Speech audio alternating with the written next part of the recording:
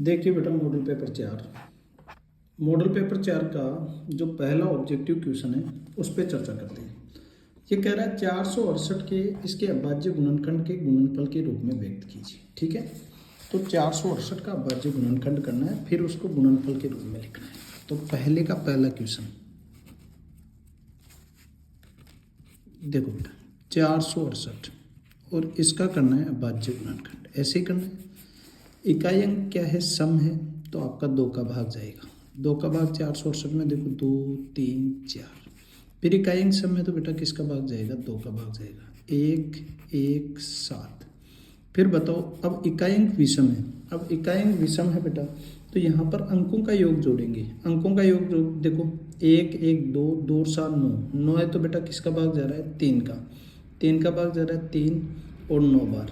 ठीक है, फिर बताओ अंकों का योग क्या? इकाई अंक विषम है, 9 होने से नहीं, इकाई अंक विषम है और अंकों का योग 12 हो रहा है, यानी 3 का गुणज है। फिर 3 का भाग जाएगा, कितनी बार जाएगा? 13 बार। फिर 13 अभाज्य संख्या है, तो 13 में 13 का भाग जाएगा। क्लियर है बच्चों? यानी आप ये लिख सकते हो 468 बराबर 2 गुणा 2 गुणा 3 गुणा 3 गुणा 13। ठीक है, अब ये ऑप्शन में नहीं मिला तो आप ये लिख सकते हो 2 की घात कितनी है बेटा? 2। 3 की घात कितनी है? 2 और गुणा में क्या जाएगा? 13। और यही आपका राइट आंसर, यानी आपका ऑप्शन नंबर जो ए है वो आपका राइट आंसर हो जाएगा। ठीक है बच्चों, सेकंड क्वेश्चन है बेटा, यदि बहुपद 2x² प्लस x प्लस के का एक शून्यक 3 है, एक शून्यक 3 है यानी x का मान 3 है, तो k का मान पूछा है। देखो k का मान पूछा है। ठीक है, आपके पास ये बहुपद यानी fx बराबर दे रखा है। मैं लिख देता हूँ इसको। देखो क्वेश्चन नंबर 2 यहाँ है fx बराबर, वो जो भी समीकरण है fx बराबर आपके पास समीकरण है 2x² प्लस x प्लस के का एक बहुपद दे रखा है बेटा। एक बहुपद से मतलब है, यानी यहाँ जो x का मान है वो 3 दे रखा है, तो आप लिखोगे f3 बराबर 2 की जगह 2 है, फिर यहाँ 3 का वर्ग कर दो, फिर प्लस 3 और प्लस के। ठीक है बच्चों, तो f3 बराबर यहाँ आ जाएगा 2 की जगह 2, 3 का वर्ग हो गया 9 प्लस 3 और प्लस के। क्लियर? तो यहाँ f3 बराबर, मैं पूरा सॉल्यूशन बता रहा हूँ आपको, 2 9 18 प्लस 3 और प्लस के। अब बेटा के का मान बताना है, तो यहाँ आप लिखोगे कि f3 बराबर 0, तो यहाँ 0 लिखोगे बराबर 18 3 21 और प्लस के, तो के बराबर आपका आ जाएगा बेटा -21, और ये -21 ही आपका राइट आंसर। ठीक है बच्चों, तो यहाँ पर के का मान आ जाएगा -21। ठीक है, देखिए बेटा नेक्स्ट क्वेश्चन है तीसरा। ये कह रहा है यदि 2x प्लस वाई बराबर 6 है तो इसको संतुष्ट करने वाला युग्म है। देखो इस प्रकार के क्वेश्चन में अपने को यहाँ ऑप्शन का सहारा लेना पड़ता है। देखो 2x क्या बेटा, 2 एक मान रखा मैंने x का, तो 2 एकम 2 और प्लस y का मान रखा मैंने 2, तो नहीं बैठा। क्या बताओ, ये रखेंगे तो भी नहीं होगा, क्या ये रख दें? 2 गुणा x की जगह 2 और y की जगह भी 2, तो 2 दूनी 4, 4 और 2 कितने हो गए? 6। तो राइट आंसर क्या हो जाएगा? 6। क्लियर है बच्चों? ये कह रहा है कि दो सरल रेखाएं जो एक ही रेखा की लंबवत हो। देखो 2 सरल रेखाएं जो एक ही रेखा की क्या हो? लंबवत। 2 सरल रेखाएं जो एक ही रेखा की लंबवत हो, सॉरी ये है, तो ये तो परस्पर कहलाती है। एक ही रेखाएं की लंबवत भी हो। अच्छा बेटा, 2 सरल रेखाएं जो एक ही रेखा की क्या हो? लंबवत। ये हो गया लंबवत। तो बताओ ये कौन सी एक ही रेखा की लंबवत हो? तो वो कहलाती है समांतर रेखाएं।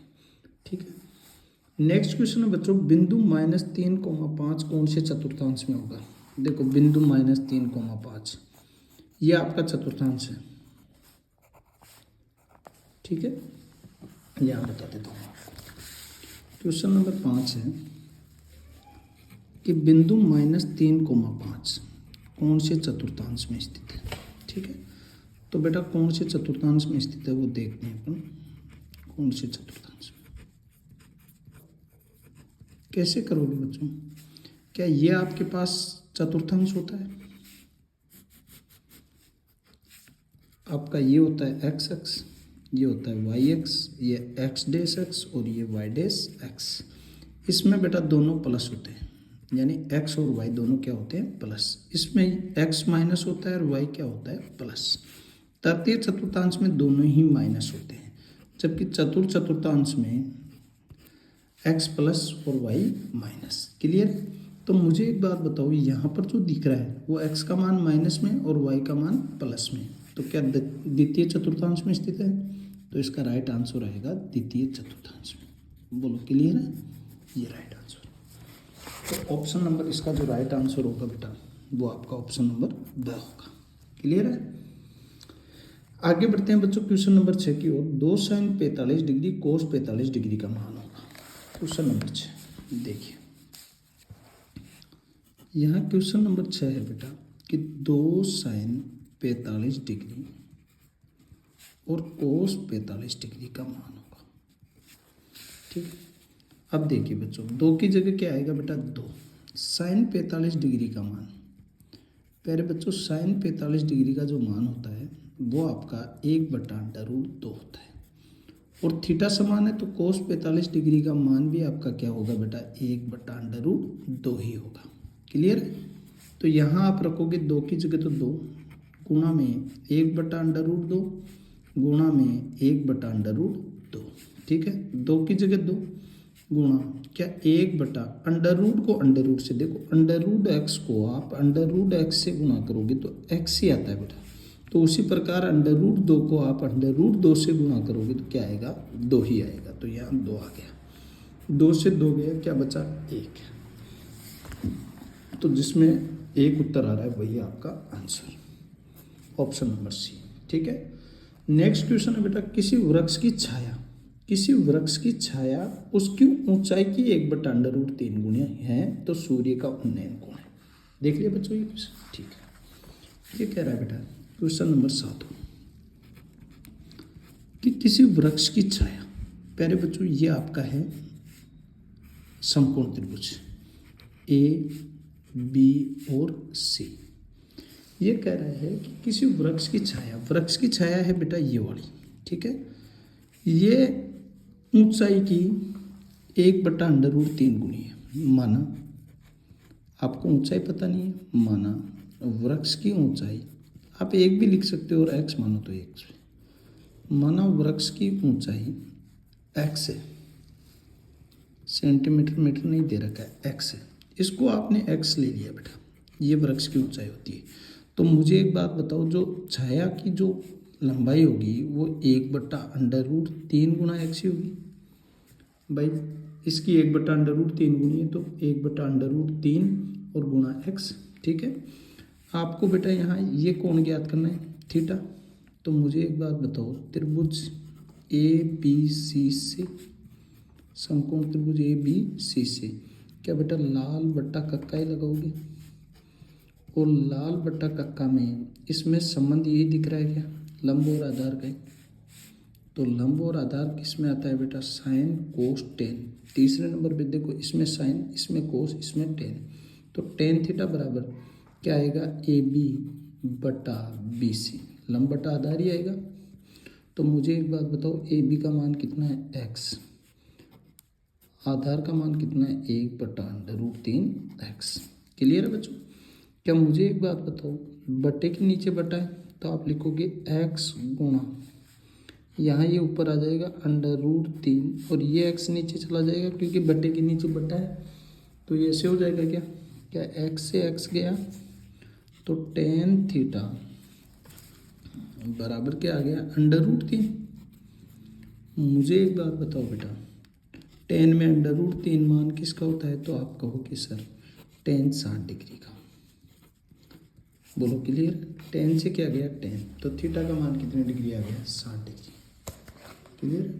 ये देख लीजिए, इसमें राइट आंसर हो जाएगा आपका 7वें में बी।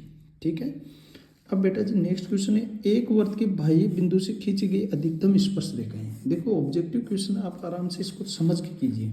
एक वृत्त के बाह्य बिंदु से खींची गई अधिकतम स्पर्श रेखाएं कितनी है? 1 है, 2 है, 3 है या अनंत है? तो देखते हैं बच्चों, ये एक वृत्त है, ये क्या है वृत्त है। अब इसके बाह्य बिंदु से, क्या बाह्य बिंदु इसका एक ये ले लिया अपन ने, बाह्य बिंदु से खींची गई अधिकतम स्पर्श रेखाएं, क्या स्पर्श रेखाएं वही होती है जो वर्त के किसी न किसी एक बिंदु को स्पर्श करके निकलती है, क्या यही हो गई बेटा। तो यहाँ आप कह सकते हो कि ये जो स्पर्श रेखा है, स्पर्श रेखा कौन सी होगी, पी ए, और कौन सी होगी, पी बी। तो कितनी स्पर्श रेखाएं होगी, तो आप लिखोगे बेटा 2।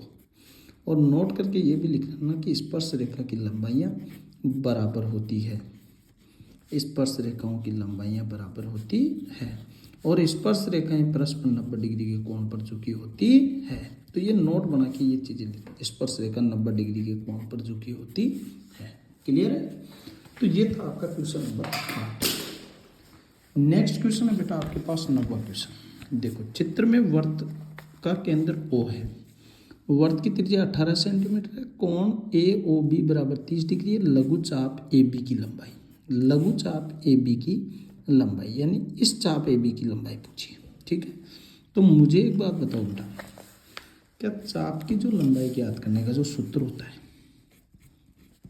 आपके पास त्रिज्या बोले तो R दे रखा है, और त्रिज्या R बराबर दे रखा है 18 सेंटीमीटर, कोण जो थीटा दे रखा है, कोण AOB वो आपका दे रखा है बेटा 30 डिग्री।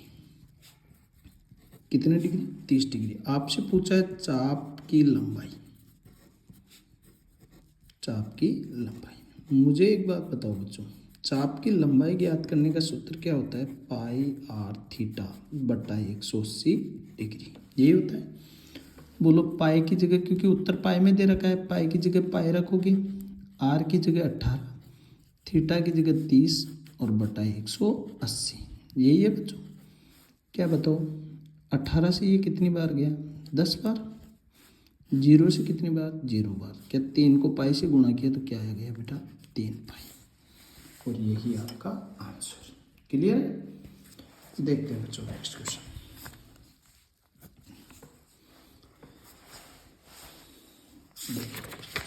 नेक्स्ट क्वेश्चन है बेटा यहाँ पर क्वेश्चन नंबर 10 है।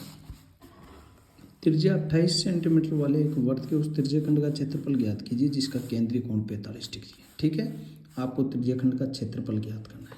देखिए बच्चों, त्रिज्या दे रखी है और यहाँ पर केंद्रीय कोण दे रखा है, देख लिया। बढ़ते हैं 10वां क्वेश्चन।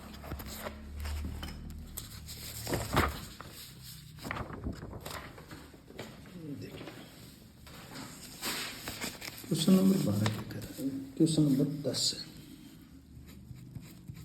त्रिज्या R बराबर 28 सेंटीमीटर। अब देखिए बेटा, ये 2-2 नंबर के क्वेश्चन भी बन सकते हैं इस प्रकार के, और कोण थीटा बराबर 45 डिग्री। तो इनका जब तक आप पूरा जवाब नहीं दोगे तब तक आप उत्तर नहीं लगा सकते इनका। त्रिज्याखंड का क्षेत्रफल ज्ञात करना है बेटा, त्रिज्याखंड का क्षेत्रफल। त्रिज्याखंड का जो क्षेत्रफल ज्ञात करने का सूत्र होता है वो होता है बेटा पाई R² थीटा बटा 360 डिग्री। ठीक है बच्चों, पाई का मान होता है बेटा 22/7, R², R है त्रिज्या 28 गुणा 28 गुणा 45, और बटा 360 डिग्री था तो मैंने यही लिख दिया बटा 360 डिग्री। ठीक है, यहाँ देखो 7 से ये 4 बार गया। ठीक है, 4 से आप ऐसे काट लो 90 बार गया। 45 या 9 का भाग दे दो 5 बार, ये 9 का भाग 10 बार, फिर 5 से ये 2 बार, 5 दूनी 10, 2 से ये कितनी बार बेटा 11 बार। 11 को आप जैसे 28 से गुणा करोगे तो ये आएगा आपके पास 308, 308 और 308 वर्ग सेंटीमीटर। ठीक है बच्चों, ये था आपका क्वेश्चन नंबर 10। आगे बढ़ते हैं बच्चों क्वेश्चन नंबर 11 की ओर। क्या कह रहा है क्वेश्चन नंबर 11, देखिए। क्वेश्चन नंबर 11 कह रहा है कि एक शंकु का आयतन दे रखा है बेटा 308 घन सेंटीमीटर और ऊंचाई है 6 सेंटीमीटर, तो आधार की त्रिज्या होगी। ठीक है, अच्छा क्वेश्चन है। आप देखिए एक बार क्वेश्चन नंबर 11। क्वेश्चन नंबर 11 है बेटा, यहाँ पर एक शंकु का आयतन है, शंकु का आयतन दे रखा है बेटा शंकु का आयतन कितना दे रखा है, तो आप कहोगे सर 308 घन सेंटीमीटर। ठीक है, उसकी ऊंचाई दे रखी है बेटा, ऊंचाई भी दे रखी है, ऊंचाई बोले तो h, और ऊंचाई जो h है वो आपके पास है 6 सेंटीमीटर। कितनी है? 6 सेंटीमीटर। आपसे पूछिए त्रिज्या, बोले तो r, ये आपको ज्ञात करनी है। ठीक है बच्चों, करोगे कैसे बेटा? तो यहाँ देखो शंकु का आयतन दे रखा है, तो शंकु का आयतन ज्ञात करने का सूत्र क्या होता है, बोलो 1/3 पाई r स्क्वायर h बराबर 308। यही है, देखो बच्चों 308। अब कैसे करोगे? 1/3 की जगह 1/3, पाई की जगह 22/7, आर स्क्वायर की जगह आर स्क्वायर, और एच की जगह आपका है 28, और बराबर एच की जगह है आपका 6, और बराबर 308। यही है, देखो 3 का भाग दिया यहाँ 2 बार, तो यहाँ क्या आ गया बोलो 22 गुणा आर स्क्वायर गुणा 2 बराबर 308 और गुणा 7। क्लियर? अब क्या करेंगे बेटा, आर स्क्वायर का मान निकालेंगे, तो ये जो गुणा में है वो इधर आके क्या हो जाएगा, भाग में। बोलो 308 गुणा 7/2 गुणा 22। क्लियर? क्या 2 से ये कितनी बार गया बेटा, 154 बार। फिर बताओ 2 से तो ये गया 11 बार, और ये गया बेटा 77 बार, और 11 के पहाड़े से ये कितनी बार गया, 7 बार। तो आर स्क्वायर बराबर आपके पास आया 7 गुणा 7, तो आर बराबर क्या वर्गमूल हो जाएगा बेटा, 7 गुणा 7, क्या एक जोड़ा बन गया, तो क्या आएगा 7 सेंटीमीटर। देखो बेटा क्वेश्चन नंबर 12, यदि अंकों 1 2 3 4 5 6 7 8 9 में से एक अंक चुना जाए तो उसके सम अंक होने की प्रायिकता है। देखो बेटा कुल अंक कितने होंगे, ये देख लिया आपने प्रश्न। कुल अंक होंगे आपके पास 9 तक है कुल अंक। क्वेश्चन नंबर आपके पास है 12, कुल अंक, और कुल अंक है 9। कौन कौन से हैं, तो आप कहोगे सर 1 2 3 4 5, क्रम से दे रखा है या अलग अलग दे रखा है, 9 तक है बेटा। ठीक है, देख लेना।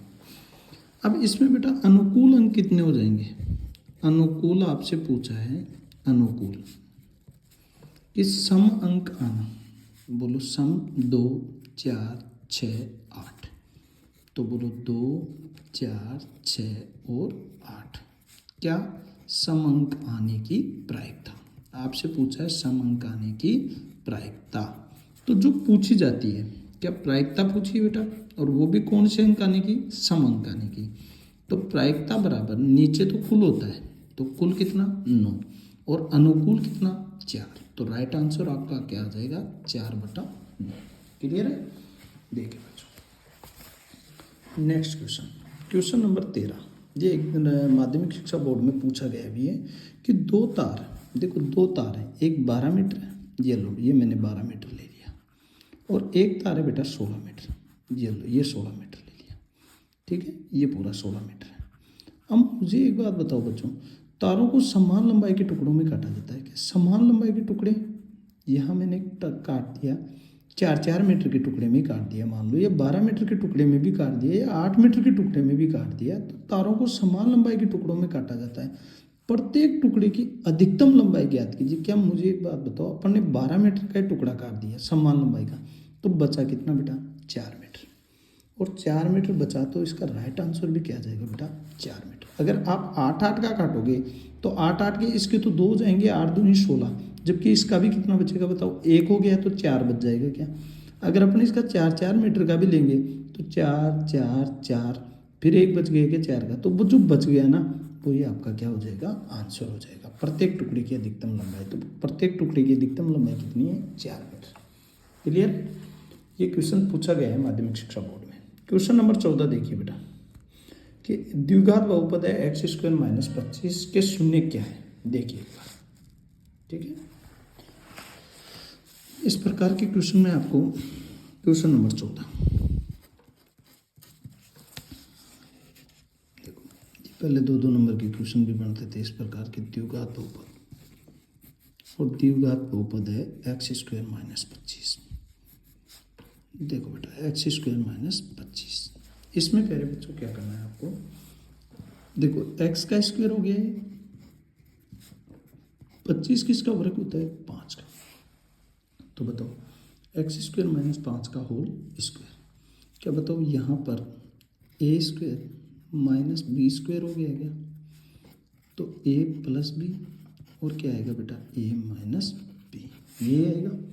तो यहाँ क्या आ गया x + 5 और x - 5, तो x + 5 बराबर 0 करेंगे तो x बराबर क्या आ गया -5, और x - 5 बराबर 0 करेंगे तो x बराबर क्या आ गया +5।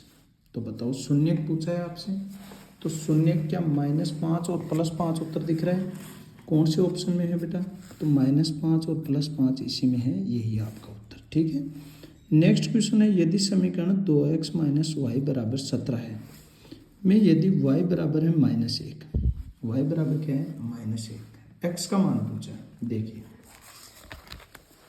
समीकरण आपके पास है 15, 2x - y = 17,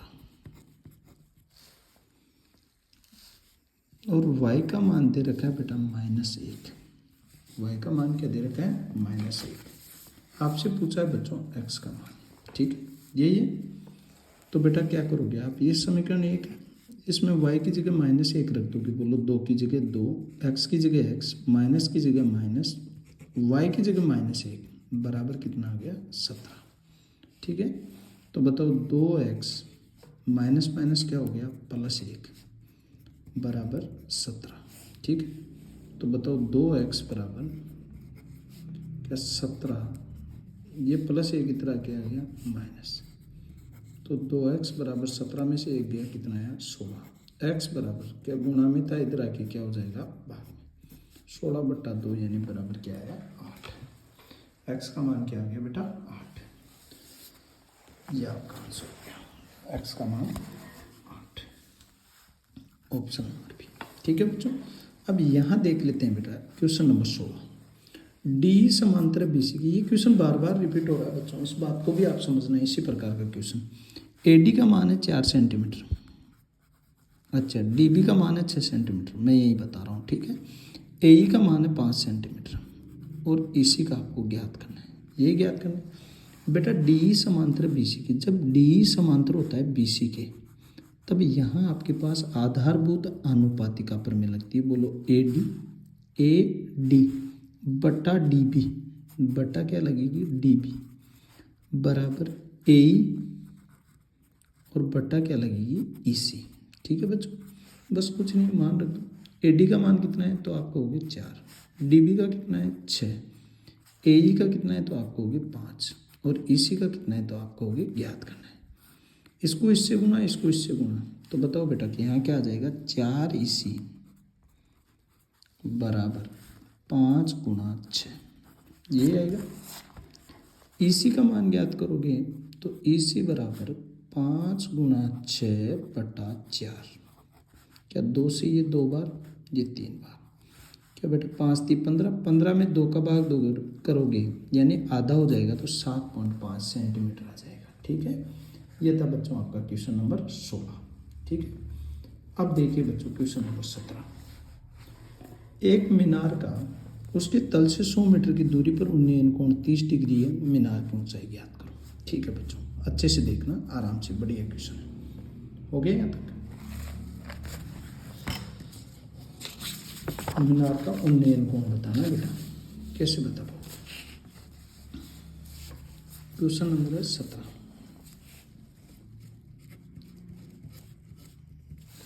ये कह रहा है एक मीनार को उसके तल से, ये मीनार है बेटा, यहाँ इसका तल है 100 मीटर दूर, क्या 100 मीटर यही लगाएंगे, 100 मीटर की दूरी पर उन्नयन कोण 30 डिग्री है, उन्नयन कोण कितनी डिग्री है 30 डिग्री। ठीक है, मीनार की ऊंचाई है, क्या मीनार की ऊंचाई एच ही, ए बी और सी। ठीक है, ए बी सी, आपको ज्ञात करना है बेटा यहाँ पर कि बताओ त्रिभुज ए बी सी से, समकोण त्रिभुज ए बी सी से, क्या समकोण त्रिभुज आते ही आप लिखोगे लाल बट्टा काका, लाल बट्टा काका। क्या बेटा लंब आधार का संबंध आ रहा है, किसका संबंध आ रहा है, लंब आधार का। देखो लंब आधार का आएगा तो आप बोलोगे टेन थीटा बराबर लंब बटा आधार, लंब बटा आधार, ठीक है। यहाँ टेन दे रखा है 30 डिग्री, टेन कितने डिग्री है बेटा 30 डिग्री, बराबर ए बी का मान ज्ञात करना है तो आपने एच मान लिया, बटा बी सी का मान कितना है तो आप कहोगे 100। क्या टेन 30 डिग्री का मान आपके पास कितना होता है बेटा 1/√3 बराबर एच बटा 100। क्या इसको इससे गुणा, इसको इससे गुणा, तो √3h बराबर 100, तो h बराबर 100 और बटा √3, यही आपका क्या है आंसर। ज़्यादा आगे हल किया हुआ नहीं है, नहीं तो इसको √3 से हंस वर्ग को गुणा कर देते, लेकिन आपकी इतना सही है, ठीक है। ऑप्शन जिस भी ऑप्शन में मिले वो आपका राइट आंसर सही, ठीक है। सूर्य का उन्नयन कोण ज्ञात करो जबकि एक व्यक्ति की परछाई, व्यक्ति की ऊंचाई से √3 गुना हो। देखो बेटा इस प्रकार का क्वेश्चन अपन ने पीछे भी किया था, तो इसको कैसे करना है देखिए, चित्र बनाना है, ठीक है।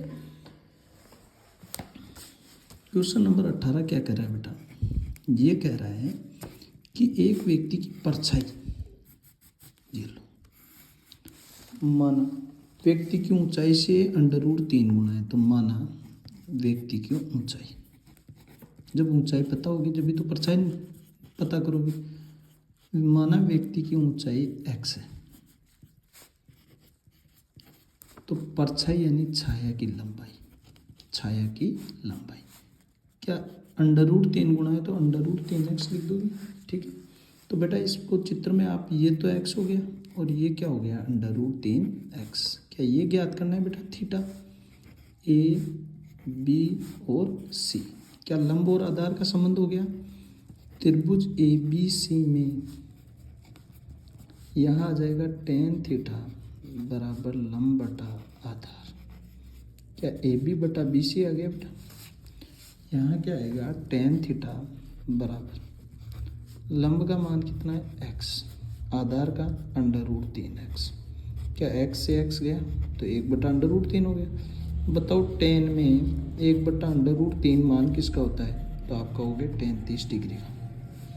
क्या टेन से टेन कैंसिल हो गया, थीटा बराबर 30 डिग्री। तो ऑप्शन नंबर ए आपका राइट आंसर है, ठीक है बच्चों।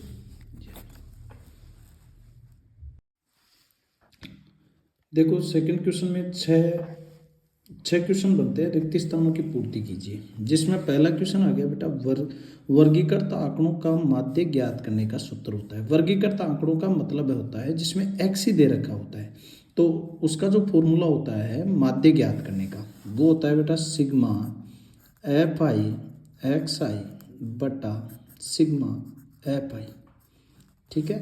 ये आपका क्वेश्चन हो गया। नेक्स्ट क्वेश्चन है बेटा यदि P रेखाखंड AB का मध्य बिंदु, देखो P रेखाखंड, ये AB रेखाखंड, AB का मध्य बिंदु है P, AB रेखाखंड का मध्य बिंदु कौन है बेटा P है, ठीक है। मध्य बिंदु का मतलब होता है दोनों को बराबर भागों में विभाजित करता है। P AB को 1:1 के अनुपात में विभाजित करता है, तो P के निर्देशांकों की। तो बेटा निर्देशांक ज्ञात करने का जो सूत्र होता है वो होता है x बराबर m1x2 प्लस m2x1 बटा m1 प्लस m2, ठीक है। और y बराबर होता है बेटा m1y2 प्लस m2y1 बटा m1 प्लस m2, ठीक है। यहाँ m1 और m2 जो है वो 1:1 है, तो बेटा यहाँ 1 लिखा, यहाँ 1 लिखा, कोई फर्क नहीं पड़ेगा, यानी x की जगह तो आ जाएगा x बराबर x2 प्लस x1 बटा 2, चाहे x1 प्लस x2 बटा 2 भी लिख सकते हो और x1 प्लस x2 बटा 2 भी लिख सकते हो, और y बराबर क्या आ जाएगा y2 प्लस y1 बटा 2। ये आपका हो गया आंसर, ठीक है। देखिए बच्चों next question, cos square 45 degree का मान है बेटा, कोस 45 डिग्री का मान कोस 45 डिग्री का मान होता है 1/√2। कितना होता है? 1/√2। इसका वर्ग बोल रहा है, तो वर्ग बोल रहा है तो बेटा 1/√2 का होल स्क्वायर। क्या 1 का स्क्वायर 1 हो गया और √2 का वर्ग कितना हो गया? 1/2। यही आपका आंसर। क्लियर है? नेक्स्ट क्वेश्चन देखते हैं बेटा। 12 पाई घन सेंटीमीटर आयतन वाले गोले की त्रिज्या है, यानी गोले का आयतन दे रखा है। यहाँ कीजिए, गोले का आयतन आपको दे रखा है बच्चों, कितना? क्वेश्चन नंबर 2 का चौथा है बेटा। 12 पाई घन सेंटीमीटर, तो यहाँ गोले का आयतन, क्योंकि गोले की त्रिज्या पूछी तो ये आयतन भी किसका दे रखा है? गोले का आयतन। और गोले का जो आयतन है वो आपका है बेटा 12 पाई। ठीक है, आपके हिसाब से गोले का आयतन क्या होता है बेटा? 4/3 पाई r³ बराबर कितना है? 12 पाई। ठीक है, क्या मुझे एक बात बताओ, r का मान ज्ञात करना है तो r³ बराबर 12 पाई गुणा 3 और बटा, क्या ये बटे में हो जाएगा? 4 पाई। ठीक है, यहाँ पाई से पाई कैंसिल, 3 से ये 3 बार। ठीक है, अब आपको बताना है इसका आंसर क्या होगा। तो बेटा r³ बराबर यहाँ आ गया 3 गुणा 3। ठीक है, और r बराबर क्या हो जाएगा? यानी 9 की पावर 1/3। ये घनता इधर आके घन हो गया। ठीक है, 9 की पावर 1/3। क्लियर है? ये था बच्चों। नेक्स्ट क्वेश्चन आपके पास है क्वेश्चन नंबर 5। ये जिस प्रेक्षण की बारंबारता अधिकतम होती है, जिस प्रेक्षण की बारंबारता अधिकतम होती है वह उन प्रेक्षणों का कहलाता है। तो बेटा उन प्रेक्षणों का कहलाता है बहुलक। अच्छा, आप लोग यहाँ ये भी सोच रहे होंगे कि सर यहाँ उत्तर हमारी जो बुक में है या बुकलेट जो आपके आंसर की है उसमें 3 की पावर 2/3 दे रखा है। बेटा कई बच्चे ये सोच रहे हैं कि सर इसका जो आंसर हमारी बुकलेट में वो 3 की पावर 2/3 दे रखा है। तो बेटा कोई दिक्कत नहीं है, वहाँ आपके पास 9 की पावर 1/3 था ना, तो इसको आप 9 को क्या 3 का स्क्वायर लिख सकते हो और इसकी पावर 1/3। तो बताओ 3 की पावर 2 और उसकी पावर 1/3, तो मतलब हो जाएगा 3 की पावर 2/3। क्लियर है? अच्छा, जिस प्रेक्षण की बारंबारता अधिक होती है वो उन प्रेक्षणों का बहुलक कहलाता है। 2 के प्रथम 5 गुणजों का योगफल होता है। 2 के प्रथम 5 गुणज, बोलो 2, फिर +4 +6 +8 +10, इनका योग कर लो बेटा।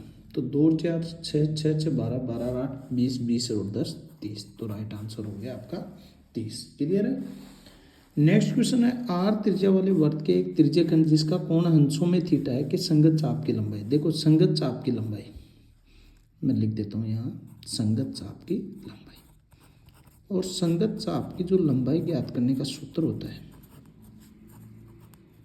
वो आपका होता है बेटा, ऐसे ही आपको लिखना है, बराबर 2πr θ/360 डिग्री या πr θ/180 डिग्री। दोनों ही दे दीजिए उत्तर, कोई दिक्कत नहीं। ठीक है, क्योंकि 2 से काटा तो कितने बार? 180 बार। किसी प्रयोग की सभी प्रारंभिक घटनाओं की प्रायिकताओं का योग कितना होता है? देखो किसी प्रयोग की सभी प्रारंभिक घटनाओं की प्रायिकताओं का जो योग होता है वो होता है बेटा 1। कितना होता है? 1। ठीक है, नेक्स्ट क्वेश्चन है, एक बेलन जिसकी ऊंचाई दिया है, हल लिखा हुआ है, ऊंचाई बोले तो h बराबर 3 सेंटीमीटर, वक्र पृष्ठ का यानी बेलन के वक्र पृष्ठ का क्षेत्रफल, बेलन के वक्र पृष्ठ का क्षेत्रफल, और बेलन के वक्र पृष्ठ का जो क्षेत्रफल है वो है आपका बेटा 66 वर्ग सेंटीमीटर। ठीक है, मुझे एक बात बताओ, उसकी त्रिज्या पूछिए तो बेलन का वक्र पृष्ठ आपके हिसाब से क्या होता है? 2πrh बराबर कितना? 66। 2 की जगह 2, पाई का मान 22/7, r ज्ञात करना है और गुणा h की जगह 3 बराबर कितना? 66। क्या r ज्ञात करना है? तो बताओ 66 गुणा 7, जो भाग में था वो तो गुणा में हो जाता है बेटा, और जो गुणा में था इधर वो भाग में आ जाता है। बोलो 2 गुणा 22 गुणा 3। ठीक है, याद है कि 3 से ये गया 22 बार, फिर 22 से 22 कैंसिल हो गया, 7/2 लिख दो या 3.5 सेंटीमीटर। ठीक है, नेक्स्ट क्वेश्चन है बच्चों, एक ठोस गोले का व्यास। देखिए क्वेश्चन नंबर 3 का है चौथा।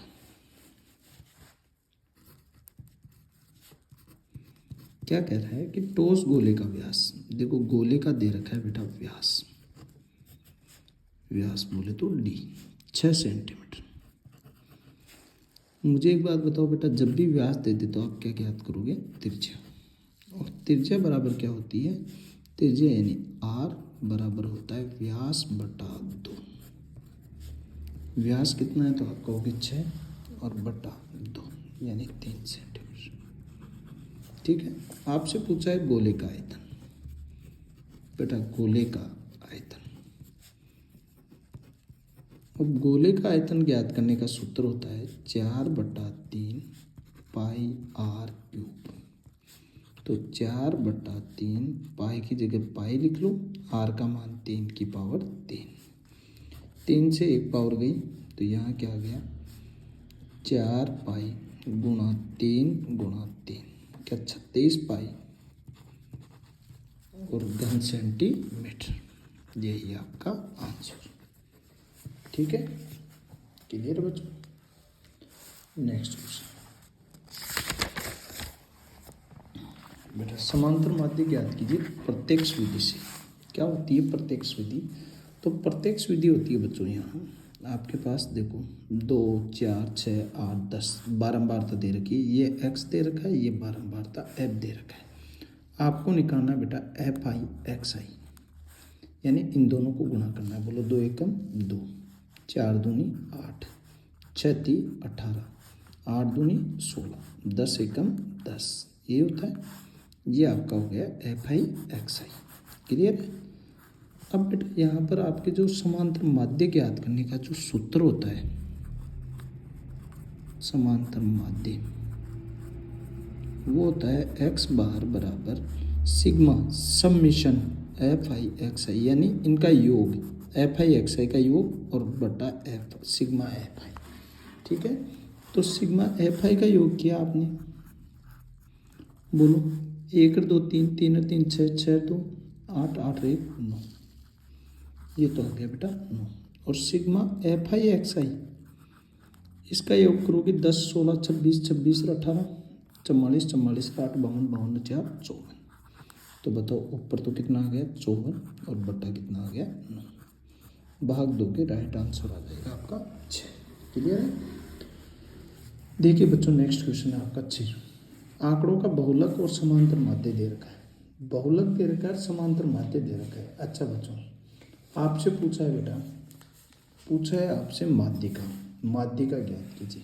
क्या मुझे एक बात बताओ, माध्य बराबर यही था सूत्र, माध्य बराबर 3 माध्य का 3 गुणा माध्य का 3 गुणा माध्य का माइनस बहुलक और बटा 2। ठीक है, क्या बताओ बेटा, ये हो गया 2 गुणा माध्य, माध्य कितना है यहाँ पीछे वाला माध्य, माध्य कितना है बेटा 100, तो 100 लिख लो। 3 गुणा माध्य का, माध्य का ज्ञात करनी है तो माध्य का लिख लो। अच्छा, माइनस बहुलक है बेटा 70 और बटा कितना हो गया 2। ये इधर आया, 100 को 2 से गुणा करोगे क्योंकि वज्र गुणा होगा तो कितना हो गया 200 बराबर 3 गुणा माध्य का, क्या -70 -70। ये इधर जाएगा तो बताओ 200 + 70 बराबर 3 गुणा माध्य का। ठीक है, क्या माध्य का ज्ञात करेंगे तो बताओ यहाँ कितना हो गया 200 + 70 270 और बटा 3। तो क्या 3 से 90 बार गया और 90 आपका क्या गया आंसर। ठीक है, ये कह रहा है बेटा यदि किसी छात्र द्वारा प्रश्न को हल करने की प्रायिकता बेटा प्रश्न को हल करने की प्रायिकता दे रखी है क्वेश्चन नंबर 7, क्वेश्चन नंबर 3 का प्रश्न नंबर 7 है कि प्रश्न को हल करने की प्रायिकता, प्रश्न को हल करने की प्रायिकता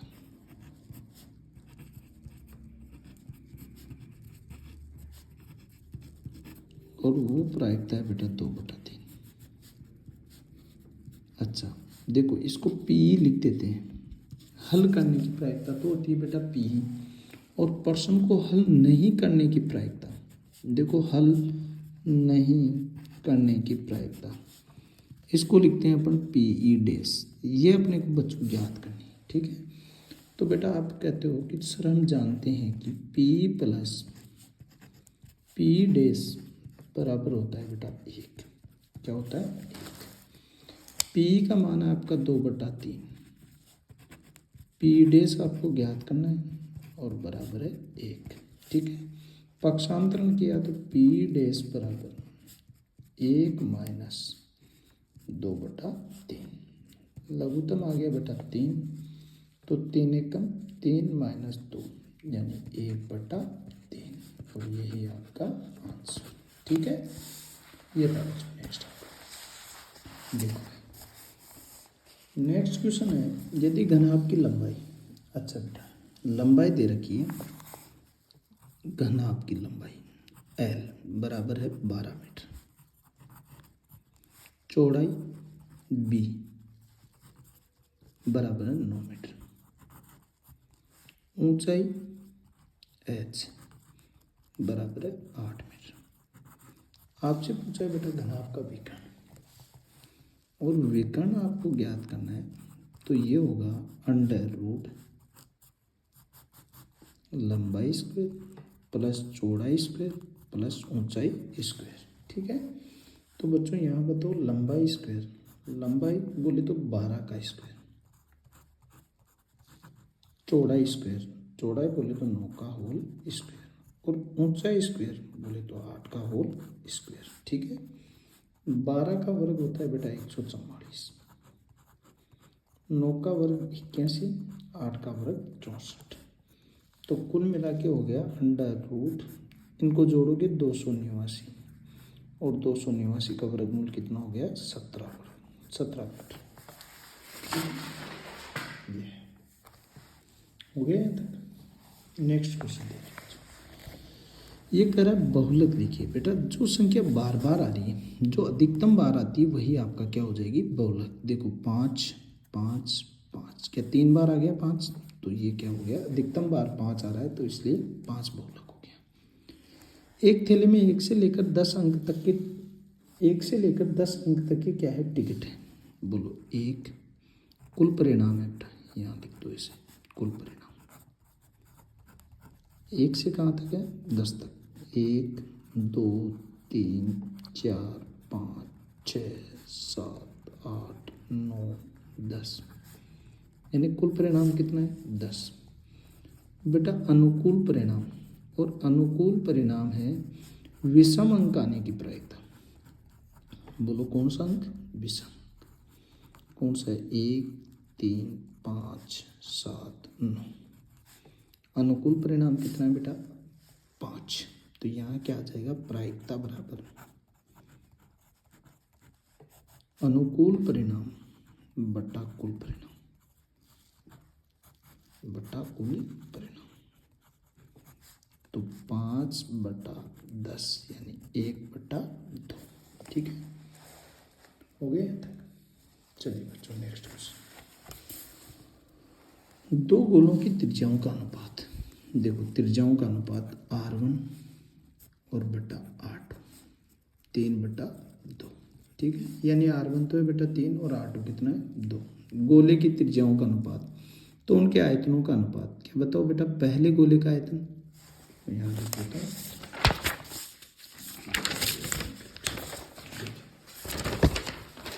यहाँ लिख देता हूँ।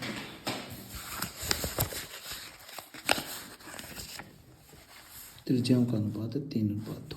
पहले गोले का आयतन, उनके आयतनों का अनुपात। क्या बेटा? पहले गोले का आयतन क्या हो जाएगा? 4/3 पाई R1 क्यूब बटा 4/3 पाई R2 क्यूब। क्या बेटा जी ये दोनों समान है तो ये कैंसिल हो गया। देखिए R1 का क्यूब क्या 3 का क्यूब बटा R2 का क्यूब 2 का क्यूब। क्या बताओ R1 का क्यूब 27, 3 का क्यूब और 2 का क्यूब 8। तो 27/8 को आप क्या लिख सकते हो 27:8। अनुपात का मतलब ही क्या होता है बेटा बटा होता है। ये कह रहा है 0, 1, 3, 5, 7, 10 का प्रास ज्ञात कीजिए। बेटा प्रास का मतलब होता है प्रथम संख्या माइनस अंतिम संख्या प्रास।